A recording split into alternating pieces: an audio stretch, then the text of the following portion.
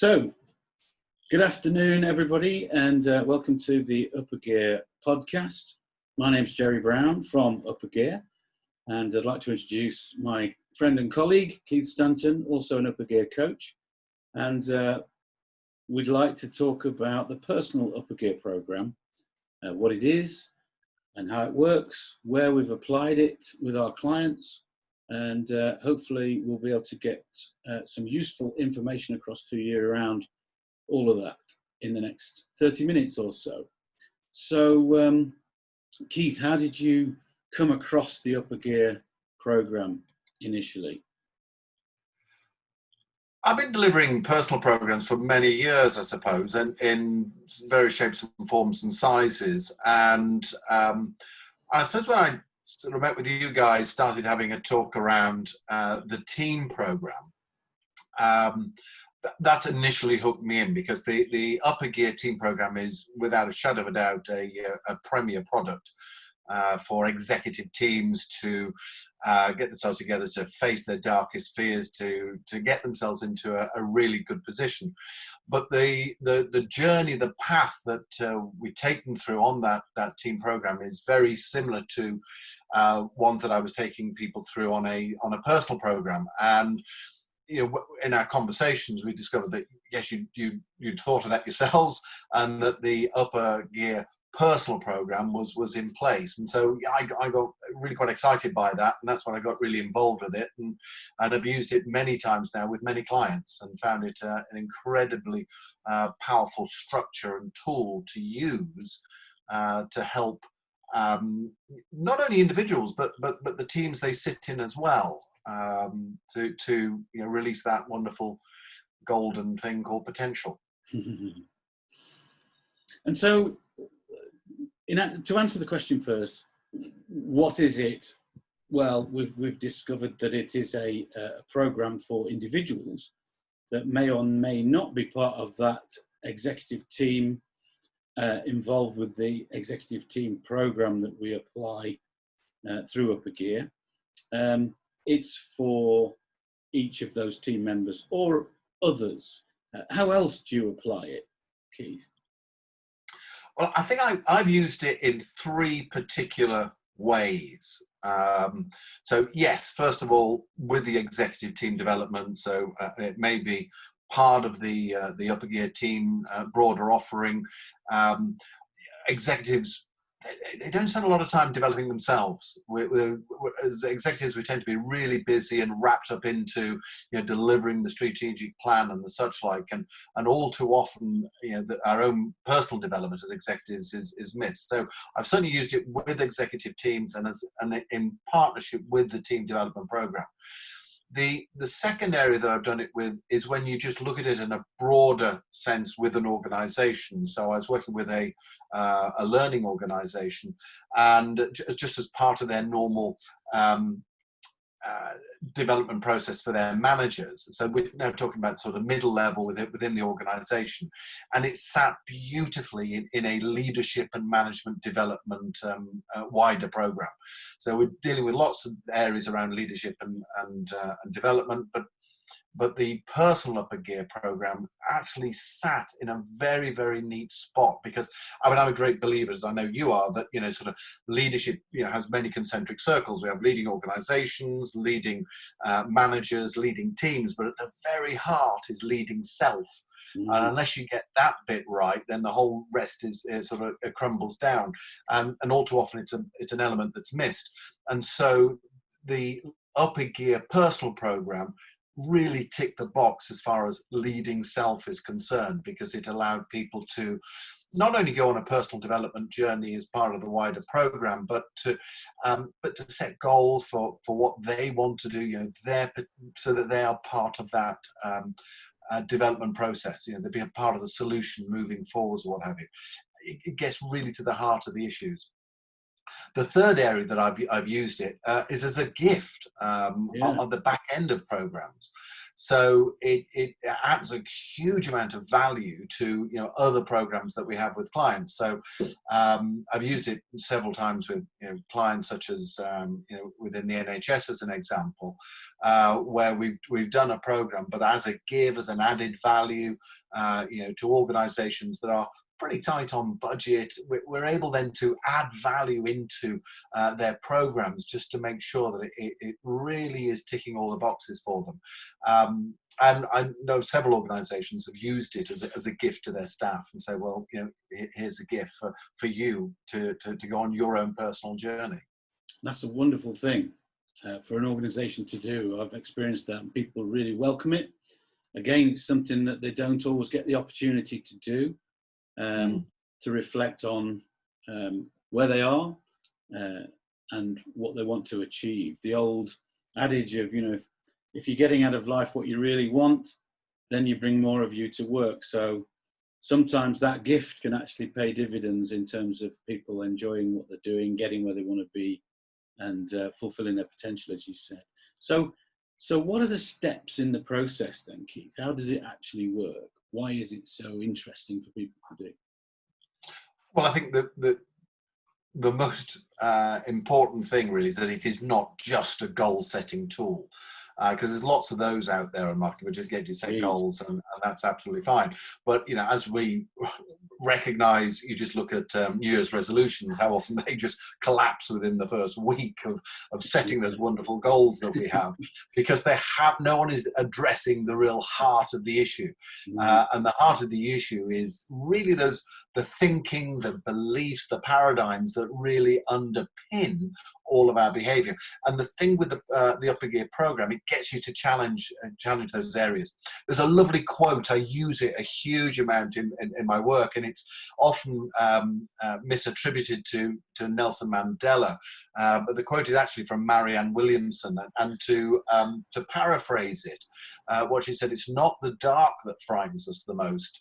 What frightens us the most is just how bright we might be able to shine. And I think that really encapsulates what Upper Gear Personal Programme is about, because it's not really going into the dark areas, but what it is looking at saying you can be so much more.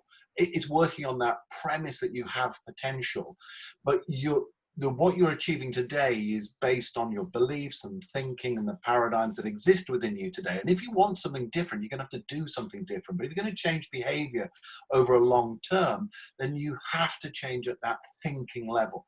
And what Upper Gear does is take you through this very structured process where we look at who we are, look at how we sabotage ourselves. What is the thinking that tends to cut the legs from underneath us? Where, what excuses do we hold on to? Where does excuse-itis live in our lives?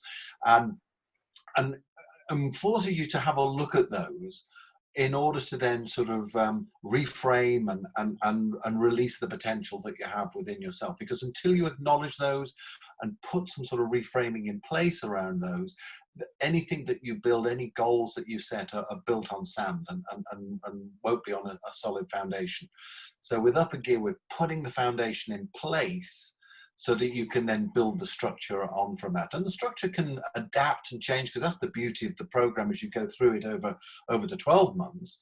The goals that you set in month 1 are not necessarily going to be the goals that you end up with in month 12, because life changes and the world changes, and sometimes some goals that you originally set are either no longer relevant, or indeed you've achieved them. And so you have to keep building on that, but they all have to have that foundation. And that's what Upper Gear does. So let's just play it back a little bit. So we do a lot of reflection to start with. On you've talked about how we might sabotage ourselves and where the sabotage-itis sits. I like that. Never heard that before, but I'll use that from now on. Thank you. Looking back over maybe a year. But recognizing what we do really well and wanting to build on that, our enabling belief systems that give us confidence, they're vital in terms of recognizing those and maybe continuing to do the things that we do really well, of course, building on that, as well as looking at how we might sabotage ourselves.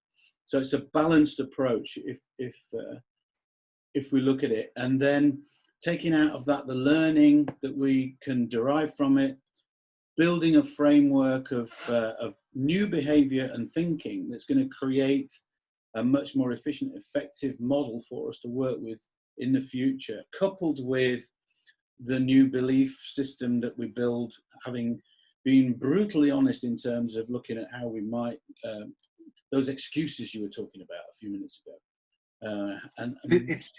It's not what we believe, it's what we need to believe, yes, in order to create that fantastic future, ultimately at the end of the day. And and it gets you to put words around that and to clarify that and to become very clear about it.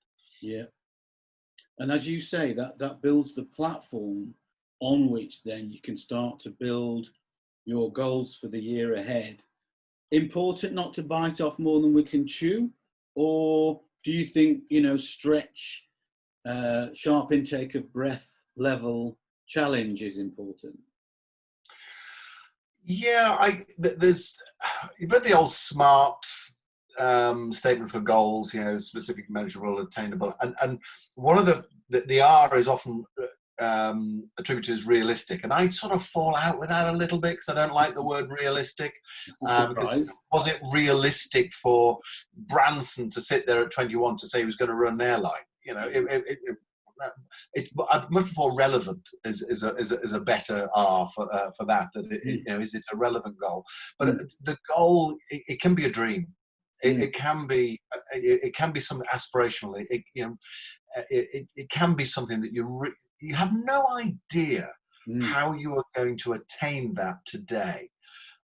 That's perfectly acceptable because the process allows you to put those stepping stones, en route. So I want to achieve that. That's where I want to go. So, think about what would be a stepping stone on the way. How will I know I've left here, today's position? I might not have achieved the goal, but what would be an indicator to me that I've moved forwards. And Upper Gear allows you to take those small steps and incremental steps and build forwards towards a dream. But I'm a great believer in dreaming big. By dreaming small, you put constraints within yourself. Dream big, and then the barriers are there. If you miss, well, fine. You're still probably gone a hell of a lot further than you thought you were going to. And does it have to be all business goals or life goals? Can it be? Very much so.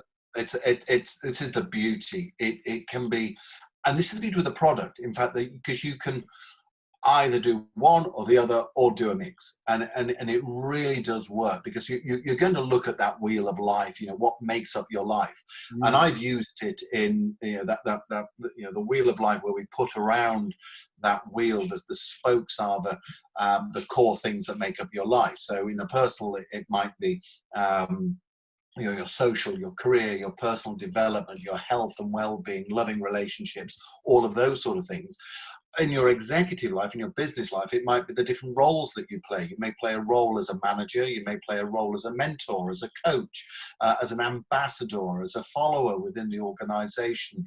So you have lots of different roles here. They are the spokes. But you can use it purely at looking at setting goals for your executive or career, or indeed you can set it as goals purely for your life. But you can also blend them.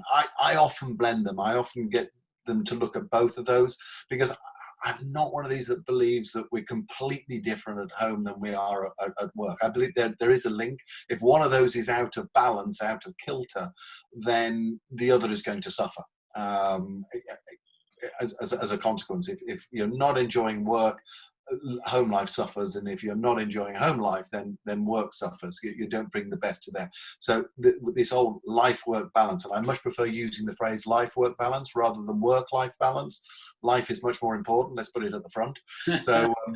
So I like this, getting that life-work balance, and Upper Gear allows us to get that balance a little bit clearer focus in our mind. Yeah, it's getting out of life what you really want, and if you do that, then you've got all the energy and the motivation to contribute more. You know, fancy words like discretionary effort come into play. You know, I'm ready to play and really give 100% consistently, as opposed to maybe one day and maybe not the next. But just reflecting back then, this process and program can be applied on a one-to-one at all levels with all individuals in an organization or in life. We tend to work with businesses, so that's where we would use it more often. It enables people to create the framework for action, if you like, based on the reflection, acknowledging what they do well, facing into perhaps where they might not have performed so well, derive the learning from it, build the behavioral and thought process framework, tackle that thing which sabotages them, or how they sabotage themselves, sabotage-itis, identify maybe that excuse that is what it is, that we rationalize our limiting belief with, and then build the face into the future, new belief and the goal settings that you've just described. So the whole plan is built based on how long does it take, Keith? About 4 hours or something like that? Absolutely. I mean, 4 hours is more than enough to take you through that process in a facilitated format. Yeah, there's. I mean, you can extend it, and you can make shortcuts, but 4 hours is a good time. Yeah. And you end up with a plan on a page with all of those wonderful outputs from the reflection and discussion. You do it with a coach. You just mentioned a facilitated process. Is that right? Yeah. Yeah, I think you can go through this as an individual, but you are going to be challenging some of your darkest fears in some ways and some places, what have you. And it's useful to have that person in the room who has not got a full set of Samsonite with them. They don't have the baggage of history, and they just ask those unfiltered questions which you perhaps want to avoid yourself. But so I tend to find the facility process is greatly enhanced by going through that with a facilitator. And people can actually enlist support. You talked about a year-long program, so the journey of applying the new lessons and the way of thinking, changing behavior, new actions, and then the achievement of the goals doesn't all happen overnight. It can take a year or more. You can enlist the support of a coach to help you with that then. Yeah, without a shadow of a doubt. And that, that you can either use your internal coaching support that might be there within the organization. You may use peers, family, friends, what have you, that are in your own support, life support organization. But indeed, I've got several people who've, linking with me. We've gone through the process, and we always provide that ongoing support to people if they want to have further conversations and to help them over some hurdles that they might have. We provide that help as well. And you mentioned peers. So during the process itself, if there's a group of people, either on a talent development program or an executive team development program, you can buddy up and work with each other and coach each other and support each other as well. It adds a whole new dimension to the word action learning sets, because you're doing action learning sets around stuff that is relevant to your life, for you, very, very personal for you. And that makes a big difference. I think that it helps to have a support network. It might be appropriate or pertinent to share it with a line manager. So in discussing how the year's going for you, you might call that an appraisal meeting. It sounds a bit formal. But in your day-to-day discussions or monthly discussions around how things are going, it might actually also incorporate how well the plan's going for you, or how your peer support is going. And if you're working with a coach at exec level, how that's going too, maintaining confidence and confidentiality. It's an interesting point you raised, Jerry, because when we talk about change, we talk about the whether just in a normal corporate group, corporate body, we refer to the cast of characters that you need to have there. And the cast is an acronym standing for champions, agents, sponsors, and targets. And sometimes you want champions, you need to have agents of change, you need to have targets, but the sponsor group is often the group that is ignored, because you need to have a sponsor, someone to help you, someone to sponsor you through that change process as a corporate, but also as an individual. So, who are going to be your sponsors? Who's going to help you? It could be your partner at home. It could be your line manager. It could be peers that are with you. Not with the phone. Apologies for that. I'm going to have to stop. Oh, okay. There we go. We get one phone call a week, probably, on the landline. So, okay, so cutting back in then. Yeah. A little bit of edit. I think we'd almost reached the conclusion. So in summary then, what would you like to say? So in summary, when you look at this product, it has such validity for every single one of us. Every single one of us wants a little bit more out of life, and this allows us to get that little bit more. It allows us to achieve more success. But in your definition of success, it might be more love, more security, more happiness, more peace of mind. But it might also be corporate development, growth, promotions, whatever it might be. But we need to have some sort of structure and help to get us to there. And this is the key that unlocks that potential. That potential is sat there within us. But we need to find the combination, the key that will unlock that door and allow us to take it out and play with it. And to me, this program does that. And it does it for you as an individual, as an investment in yourself. And that's the beauty. It's not suddenly a corporate doing it for a corporate gain. This is very much an investment in you, and ultimately everyone gains. Your home life gains, you gain as an individual, the corporate will gain because of that as well. And so ultimately, I think it is an incredibly valuable tool for pretty much everyone to play with and go through on a regular basis. Thank you, Keith. And final point from me: if you combine it with a coach and the support of a coach, you really are going to get traction to achieve what you want to achieve. So, on behalf of Upper Gear, I'd like to say thank you to Keith for being with us today and sharing his insights and thoughts on the Personal Upper Gear program. And we wish you all the success in the world, wherever you are, and with all of your ambitions and life, work life, or life work, is it? Life work. Yeah. All right. Thanks very much. Bye, Keith.